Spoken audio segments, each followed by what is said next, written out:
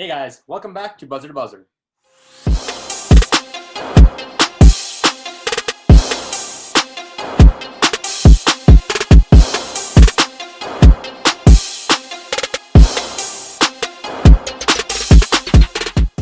All right, guys. So the second week of the 2020 NFL season has officially elapsed.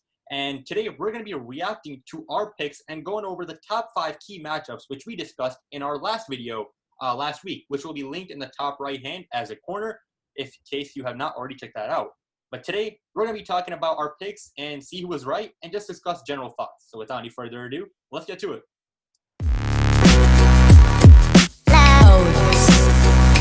All right, so the first game which we're going to be talking about is going to be the one between the Atlanta Falcons and the Dallas Cowboys, in which Dak Prescott, the quarterback of the Dallas Cowboys, had quite an impressive night, throwing for 450 passing yards, leading the Cowboys with an impressive comeback over the Atlanta Falcons, who looks like they are going back to blowing leads once again. Now, here are the picks which we made last week on the screen, with all 4 of us taking the Cowboys. Guys, was this game a surprise? What do you think about this? I just want to start off by saying it was a surprise because the Falcons are a consistent team, consistent at always choking. And all jokes aside, the Cowboys, I thought they were going to lose that game, to be honest, like 3 quarters in. But then Dak Prescott decided to show up, and his 3 rushing touchdowns. And as usual, I mean, he always throws for a lot of yards. There's no doubting that. But yeah, his performance was crazy. Matt Ryan had a good performance too. It's just they couldn't hold the lead. Their defense had no answer, and that onside kick in the late fourth quarter is what won them that game. That I don't know what the Falcons were doing. That was just a horrible casing performance of football right there. IQ knowledge. I don't even know what that was, and that's really what cost them the game in the end. So yeah. Yeah, I'm very happy. 4:45 left in the fourth quarter, up by 15 points. How do you let this happen, the Atlanta Falcons? This probably could be worse than the Super Bowl. Yeah, the Super Bowl's a bigger stage. We have a bigger lead with 5 minutes. What are you guys doing? I'm just very happy that the Cowboys were put in such a big hole for my man Dak Prescott to get me 40 fantasy points this week. But also, So how's Saquon doing? fantasy aside, if that onside kick wasn't made, we'd be talking about how stupid Mike McCarthy was. He faked 2 punts, and on one of the fake punts, he asked his punter to throw 20 yards. I mean, what kind of a play is that? Mike McCarthy lucked out on this one. But obviously, that's not going to carry over to other games. So I think the Cowboys are going to have to be much better in the early stages of the game so that this doesn't happen again. For sure. The Cowboys led a 26-0 throughout that third and fourth quarter, leaving the Falcons with 0 points in both those quarters to finish the game. I think that this game served as maybe a starter for Dak Prescott to keep on building up his resume throughout the season and eventually get some contract talks going again with Jerry Jones. And ultimately, at the end of the season, we could be here talking about that Dak Prescott and Jerry Jones have agreed to a contract of $40 million. This game, if Dak Prescott keeps this up, he has a good chance of getting that contract done. All right, so let's move on to our second game, which we talked about last week, that being between the New York Giants and the Chicago Bears. Now, guys, our quarterback, excluding Mitch Trubisky, threw for 190 yards, 2 touchdowns, but also 2 interceptions.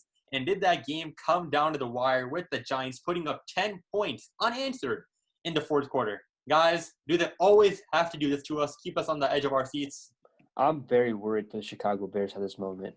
They're 2-0, right? One of the only, I think, 6 or 7 teams in the league are 2-0.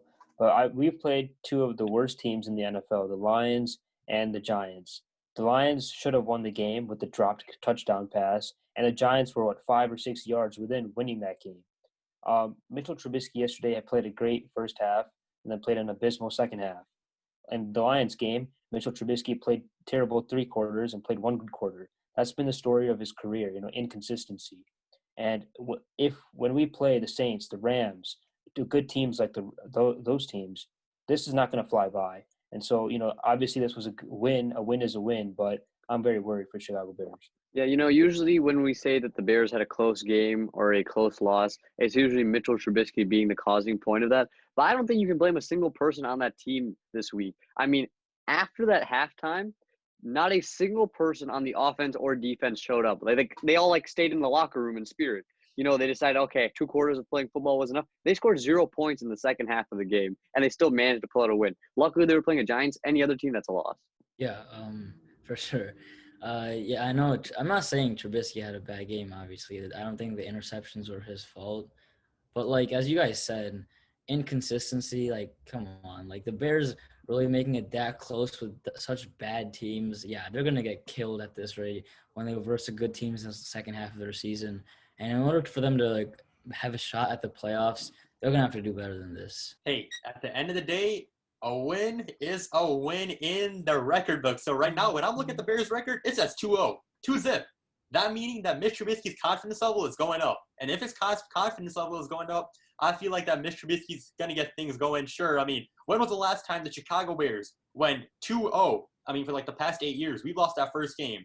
So I feel like this is building a good foundation, a good running start. And Mitch Trubisky can hopefully capitalize on this and get that consistency going. Like you guys said, it's one of the main things which we talk about every game. If he can continue that fourth quarter performance he had last week or that first half performance he had this week throughout the whole game, the Bears are in good shape then. Yeah, I just want to add one final thing. Like Chris Collinsworth said, when you start the season 0-1, it feels like you're behind that one loss the whole season. And I think it's great that they got out to his 2-0 start, regardless of how bad the victories were. All right, so let's head on over to our third key matchup, which we talked about, that being between the Los Angeles Rams and the Philadelphia Eagles, in which the Los Angeles Rams did end up winning 37-19. Guys, are these Rams looking like the 2018 Rams who are going to make it in Super Bowl? I'm not going to get ahead of myself and say that yet, but as me and Aryan said, the Rams are a good team, and that's why we thought that they would beat the Eagles, in which they did. And also, I'm going to have to put some respect on Jared Goff's name. I know it's the Eagles defense, but 3 touchdowns, really good completion rate, and 260 or 70 yards. That's a great stat line. And I know it's the Eagles defense, but he was just performing well all game. And that's why the Rams won, because the Eagles couldn't do the same. And to add to you would be, at one point Jared Goff was 13 of 13, 2 touchdowns. 158 passer rating. So he was almost perfect for the entire game. But talking about the Eagles, man, their strength and conditioning coach needs to be fired now. They have 4 offensive line missing. Half their defense is gone. The receivers are always getting hurt. Carson Wentz can't save him. The offensive line can't save Carson Wentz for his life. Carson Wentz played abysmal as well. It's not entirely his fault though, but the Eagles are not looking too good right now, and injuries just keep on piling up for them. Carson Wentz is going to die on that football field if the offensive line keeps getting shredded to pieces like this. The NFC East is by far the worst division in football when you have the Washington football team tied for first place. The Cowboys shouldn't even be tied with them. The Falcons choked a great lead against them. Honestly, right now, that division should be all 0-2 and Washington should be 1-1. And that's abysmal to see. This Carson Wentz O-line scenario is reminding me of those horrible memories with Andrew Luck in Indianapolis. Weak O-line, he gets hit so much throughout the season. Unfortunately, he ends up retiring at such a young age, a new trend we saw. And it's safe to say that this past Sunday, there were so many injuries, and Carson Wentz is lucky that he is fine, healthy, doing well. And if the Eagles, like Harshie said, if this trend continues, I think that we can see similar thing happen to what happened to Andrew Luck. All right, so let's head on over to our fourth matchup, which we talked about, that being between the Baltimore Ravens-led Lamar Jackson and the Houston Texans being led by Deshaun Watson. Now, guys, both quarterbacks had relatively good games, throwing for 200-plus yards each, complementing with a touchdown each as well. Now, were we expecting a closer game and a better duel between these two quarterbacks? What are our thoughts? Well, no. At least for me, I wasn't expecting a better game. Ravens defense, man, they just absolutely shut down the whole Texans offense. I don't think there's any doubting that they're top 5 defense right now in the league for sure. And yeah, because of their defense, I don't even think Lamar needed to play like he usually does. I think the defense just carried Lamar this game, to be honest. They're shutting Deshaun Watson down, his receivers. And yeah, there was really nowhere for him to go or throw to, and I think that's going to be a trend for the Ravens at future games. Their defense is going to play a major role in there. We talked about this last week. With the trade of DeAndre Hopkins, how good is Deshaun Watson that he can carry his team. Now, obviously, right now it's not looking too good. The DeAndre Hopkins trade, as we said before, was not a good trade for the Texans, and we saw that clearly on the field yesterday. They had no receivers open. Deshaun Watson was scrambling for his life. So many sacks. I think Deshaun Watson had like 2 turnovers, and so this is obviously a trend that's going to continue for the season. Credit to the Ravens defense. I mean, they played extremely well. Yeah, speaking of defenses, I mean, yeah, the Ravens defense clearly won them that game, getting turnovers. I believe a pick six at one point too. But I want to give some credit to the Houston Texans defense. I mean, they held Lamar to a poor performance to his standard. I mean, usually you expect more from Lamar Jackson in a football game, especially how much we see that the Houston Texans defense is not one of the better ones in the league. It was great to see that the Houston Texans defense stepped up and the offense simply couldn't get it done this time. Exactly. Lamar Jackson ran 16 times throughout the game, and the Texans defense only kept him to like 55 yards, which, although it's all right for Lamar standard, he's like so much, that run game is his game. So to their credit, the Texans did well in that part, but although the defense showed up in and off, that offense just couldn't get rolling. I mean, with the loss of D-Hop, it's starting to look like I'm questioning why I picked the Texans last week, but these Ravens looking like that their offense and defense have improved so much that they can potentially go to the Super Bowl this year. All right, and let's cap off our episode with one of the most exciting and notable games of this second week of football, that being between Abiz's Seattle Seahawks and the New England Patriots. And was it a close game going down till the final drive in which the Seahawks defense prevailed, stopping Cam Newton? But guys, regardless of that final outcome, was it a great game with amazing performances from Russell Wilson and Cam Newton? Can we just take a moment to talk about how Cam Newton has been going off these first 2 games, proving to the rest of the league, hey, why did you not pick me up? I'm an MVP quarterback. Or what are we seeing from this game, guys? Yeah, I think Cam Newton's success right now is just another example why Bill Belichick is the greatest coach of all time. I mean, he got one of the cheapest contracts. Cam Newton gets paid less than in guaranteed money than Nathan Peterman this season. And so what that signifies is that Bill Belichick knows what he's doing. He knows the players he picks up. He can work with anyone on offense or defense, and he can turn his team into a successful one. They lost Tom Brady. Everyone thought this was it for the Patriots. There's no coming back. This is the Bills division. Clearly not. Yeah, not just that, Harsh. Not just Bill Belichick being the great coach that he is, but Julian Edelman actually, 180 receiving yards, I believe he had that game, and that's really good for a receiver. A lot of people thought that Julian Edelman's overrated, washed. He needs Tom Brady, and a lot of people also forgot how versatile of a quarterback Cam Newton really is. I mean, he had 2 rushing touchdowns. And he's just an athletic, dominant player, and I don't think the Patriots' offense is something that people should take lightly. Transitioning from the Patriots, I want to talk about the Seahawks. I mean, my God, Russell Wilson is he's crazy. 5 TD passes. He technically had 6 TD passes, just one went the other way. But he might be the best deep ball thrower in the game right now. Absolute dimes all across the field. He carried this team to the victory, and you just got to give props where props is due. I mean, he's on MVP track right now. No, yeah, for sure. Russell Wilson.